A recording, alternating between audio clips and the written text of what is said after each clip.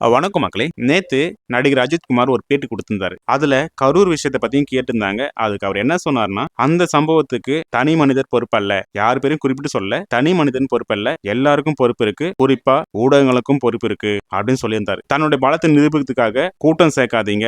அந்த அதீத எண்ணத்தை மாத்தணும் அப்படின்னு சொல்லியிருந்தாரு. அதுக்கு காரணம் என்னன்னா, 100 கோடி மக்கள் இருக்கக்கூடிய இடத்துல கூட்டம் சேர்க்கறது ஈஸி. ஆனா அந்த வேலையை நீங்க பார்க்காதீங்க அப்படின்னு சொல்லியிருக்காரு. இதை என்ன பண்ணிட்டாங்கன்னா, விஜய் தான் அஜித் குறிப்பிட்டு சொன்னார்னு திமுகவுடைய கொத்தடிமைகளும் திமுக சப்போர்ட் பண்ணக்கூடியவங்களும் இதை பரப்பிட்டு இருக்காங்க. ஆனா இது உண்மை கிடையாது. அவர் பொதுவா சொன்ன வார்த்தை தான், எல்லாருக்குமே பொருந்தும். சோ அதுக்கப்புறம் என்ன சொல்றேன்னா, நடிகர்களை பார்க்கும் போதும் திரைத்துறைகளை சந்திக்கும் போதும் இதே மாதிரி நெரிசல் ஏற்படுது, இது மாதிரி விபத்துகள் வருது. ஆனா கிரிக்கெட் போன்ற போட்டிகள்ல இது மாதிரி விபத்து வரது இல்லை அப்படின்னு அவர் சொல்லியிருக்காரு. சோ இதை அவர் பொதுவா சொன்ன விஷயத்த இன்னைக்கு விஜய்க்கு எதிராக அரசியலா மாத்திருக்காங்க திமுகவோட கொத்தடிமைகள். விஜய் தற்கொலைக்கு சரியான பதில் கொடுத்திருக்காரு அப்படின்னு சில பேர் பரப்புறாங்க.